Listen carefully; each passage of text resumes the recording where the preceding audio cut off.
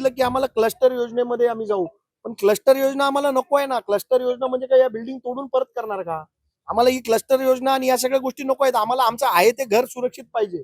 आमच्या आहे त्या घरावर कारवाई नको आहे. क्लस्टर योजना आम्हाला नको आहे. क्लस्टर योजनेसाठी आम्ही कोणाकडे प्रयत्नही देखील केले नाही. पण काही लोकांना टेक्निकल गोष्टी जर कळत नसतील तर त्यांना काय सांगणार? आम्ही एवढंच सांगतो की आमच्या आहेत त्या इमारतींमधल्या लोकांची फसवणूक झाली आहे.